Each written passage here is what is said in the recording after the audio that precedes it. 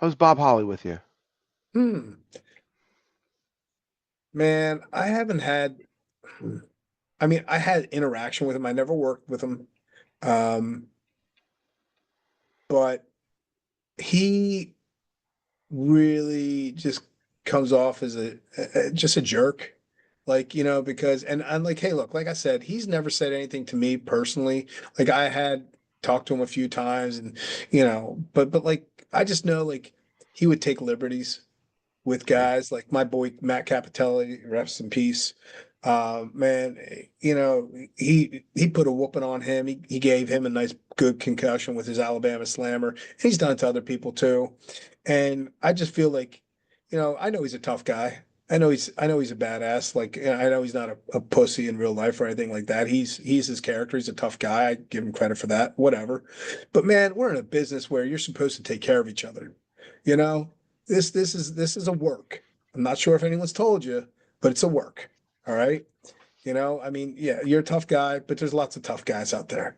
All right. And in the business, we're supposed to take care of each other. And so we can work again the next match and the next match, and we can feed our families and provide for ourselves and other people. So I just feel like, you're not really proving a point, by breaking someone in just because they're new in the company. If anything, you should be doing the opposite. You should be taking them under your wing. You should be teaching them the right way to do things.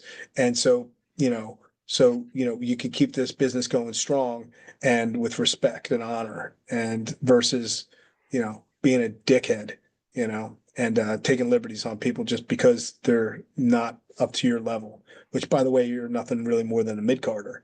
So, and not that that's your fault. Maybe you have a lot of talent, and there's people that were never even mid-card that have a lot more talent, or people never made it to WWE and never, that had a lot of talent. But the bottom line is you don't need to be a jerk, man. Because and it's funny, I remember I think it was Dr. Tom might have said it, or maybe Tommy Dreamer, who I still play fantasy football. Actually, I'm going against him in fantasy football this weekend in the playoffs. So Dreamer, get ready. Your ass is mine. Uh, but uh, but uh, but yeah, no, I mean like I think it was Tommy Dreamer or Dr. Tom, or maybe they both said it at one point because I think it's a common phrase that they'd said, always be kind to the people on the way up because eventually they're going to be the sure. same people you see on the way down too. Yeah. So I think that's there's a lot to be said for that. So yeah. But yeah, so that's kind of how I feel about Bob Hobley. Don't know him personally, like to that extent, but I just know what I've seen of his character in general. Yeah. If people want to reach out to you, promoters want to book you, Yeah, what's yeah. the If best way? anything like that, they could feel free, hit me up on Facebook. That's the easiest way. Just easy to find me there, Tank Toland or John Toland, and just you can feel free to message me there. That's how I usually get most of my bookings. I just I need to pop on there and check my messages more often. But yeah. So, but other than that, yeah, I'm open for bookings, interviews, whatever. Just always still love working. So until I can't work any longer. So I love it. Awesome.